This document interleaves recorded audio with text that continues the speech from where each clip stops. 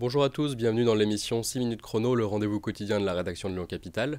Aujourd'hui, alors que la COP28 touche à son terme cette semaine, nous allons parler d'environnement et d'une solution d'une entreprise lyonnaise, une solution alimentation. Il s'agit de la start-up Bon Vivant qui a levé dernièrement 15 millions d'euros. Nous avons le plaisir de recevoir Hélène Briand qui est cofondatrice et co-dirigeante de Bon Vivant. Bonjour Hélène Briand. Bonjour Éloi. Merci d'être venue sur notre plateau. On va rentrer dans le vif du sujet. Est-ce que vous pouvez nous expliquer le concept de Bon Vivant? De qu'est-ce que vous faites? Quelle est l'idée principale? Alors le concept de Bon Vivant, c'est de produire des protéines de lait sans avoir recours aux animaux. L'objectif, c'est bien évidemment de rentrer dans la continuité en fait, de l'agriculture et d'apporter une solution complémentaire à l'élevage. Aujourd'hui, on fait face à une demande croissante des protéines pour l'alimentation. Selon la FAO, on demande plus de 50% de protéines d'ici 2050. Et avec, on voit en face une réduction de la production de protéines de lait. Donc Bon Vivant vient apporter une solution complémentaire et aussi durable, puisque notre procédé, notre technologie, elle permet de réduire de 96% les émissions de gaz à effet de serre, 50% l'énergie et 92% sur l'utilisation des terres. Voilà, donc c'est comme des gros chiffres et c'est par rapport donc, aux protéines laitières produites par les animaux, c'est ça? C'est ça, l'agriculture qu'on appelle conventionnelle. D'accord. Est-ce que vous pouvez nous dire un peu aussi quelle est l'histoire de Bon Vivant? Comment est-ce que vous avez eu cette idée? Alors Bon Vivant, ça a été créé, donc c'est né en 2021. Cette idée, elle est venue de mon associé et de moi-même. Donc moi, j'ai toujours été dans le milieu agricole, alimentaire. J'ai travaillé dans plusieurs entreprises et aussi dans les protéines alternatives. Et j'ai réalisé qu'il fallait des solutions complémentaires, notamment pendant la période de Covid.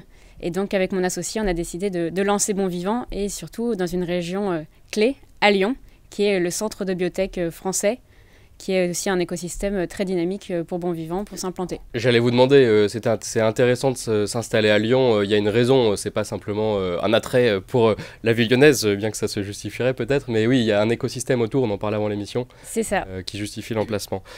Comment ça s'est passé ce lancement? Vous êtes soutenu, vous êtes dans une structure particulière?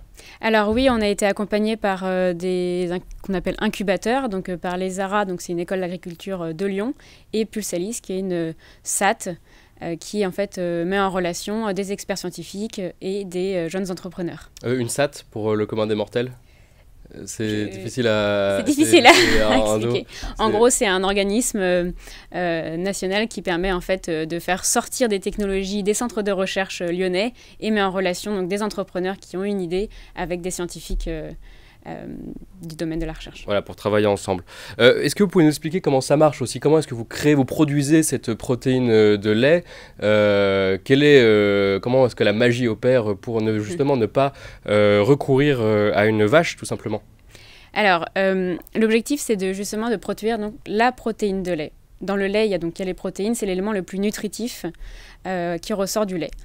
Notre technologie, elle est basée sur un principe qui est déjà existant, qui a été initié par les travaux de Louis Pasteur, en fait, et qui a été derrière utilisé pour l'industrie pharmaceutique pour produire de l'insuline et autres ingrédients qui sont déjà dans notre alimentation, comme les extraits de vanille, par exemple.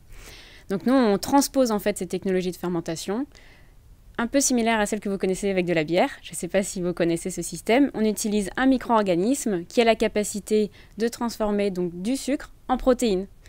Et ce qui se passe, c'est que nous, on utilise ce micro-organisme, on le met dans un tank de fermentation avec du sucre et de l'eau.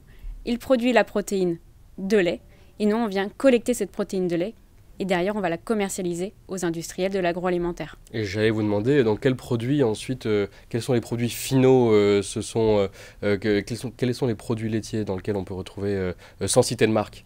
Sans citer de marque. Alors, l'intérêt de la protéine de lait, c'est qu'elle est très nutritive, mais elle a aussi une capacité de texturer les aliments. Vous connaissez les yaourts, par exemple, avec cette rondeur en bouche, et ben, c'est la protéine de lait.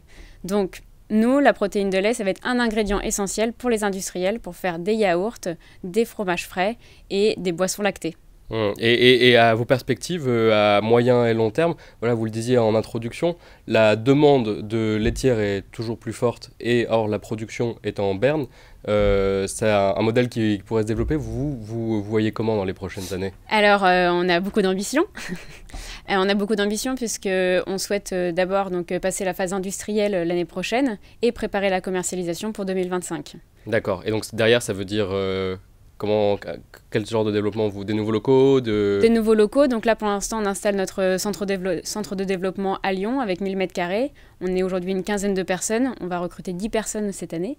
Et ensuite, on va poursuivre notre développement industriel en France et à l'international. Voilà, donc passer le cap de la start-up pour entrer dans la production pure.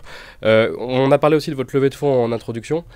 Comment ça s'est passé Qui vous soutient aussi dans cette levée Est-ce qu'on peut en parler? Oui, bien sûr. Donc, on est soutenu par des fonds d'investissement spécialisés dans le domaine de l'agroalimentaire et dans le domaine de la biotech, par des fonds donc, français et portugais. Ces fonds d'investissement démontrent quand même l'intérêt de ces technologies puisqu'ils sont spécialisés dans ce domaine. Donc, c'est Sofinnova, Captech Santé et Spark Food. Très bien. Eh bien, merci beaucoup d'être venu sur notre plateau, Hélène Briand, pour parler de votre solution. Merci beaucoup, merci à vous. Quant à vous, je vous remercie d'avoir suivi cette émission. Vous pouvez retrouver plus de détails sur les solutions innovantes dans l'écosystème des entreprises lyonnaises sur le site lyoncapital.fr. Je vous dis à très bientôt.